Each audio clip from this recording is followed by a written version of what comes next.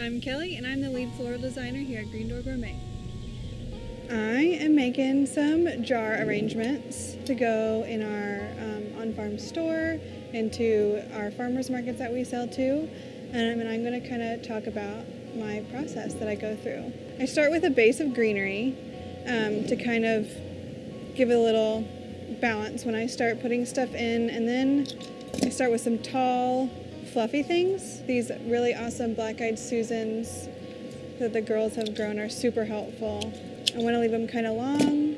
I can kind of see what it's going to look like if I hold it next to the jar before I cut, and that might be a little too tall. It's always better to make things too long than too short, because you can always make it shorter, but you can't make stuff taller. And it's okay if it's not perfect right away. I'm going to kind of fluff out the bottom a little more. They're so happy, so I kind of want to put a lot in there. So I have all this yellow in here. I kind of want to think about what my color palette's going to be.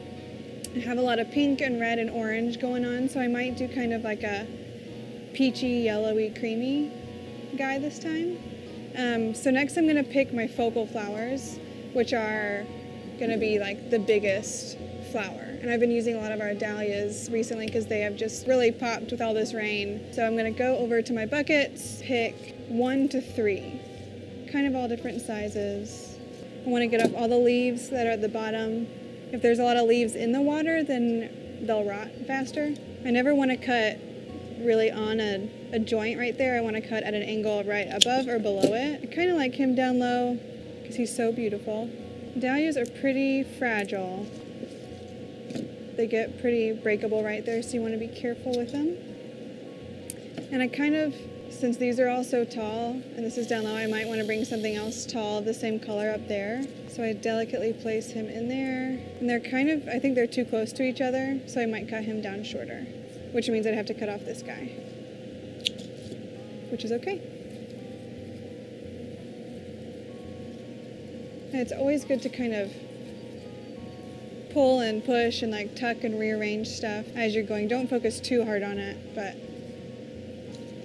it's good to do that. And then I might put him in the back. I kind of like to focus on the front because these will be in the store where everyone only kind of sees the front. But it's good to have a focal in the back as well. Next, I'm going to kind of choose another medium-sized flower to kind of fill in some space. I'll use some lisianthus. I might use some pinks. Again, I want to take off all these leaves because it'll crowd the base of the vase. And I want to think, when I'm making an arrangement, I want to think about the line that I'm creating, the visual line, and all the different textures and the colors and how they balance each other. So if I have this pink over here, I might want some down here as well. Maybe I'll put him over here. And I might put some behind as well to create that depth.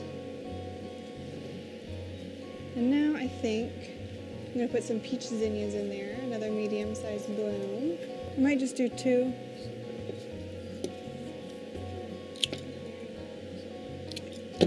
Most people say to use 3s and 5s and 7s, but sometimes I like the number 2 in an arrangement if you're making something a little more artistic rather than traditional. See, there's like a lot of yellow over here, but not a lot anymore over here, so I might add some more.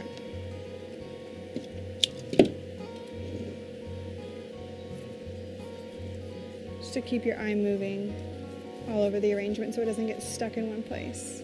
And you also want to make sure not everything is on the same plane and it's not so flat. This guy's nice and tall, so I might put him in back.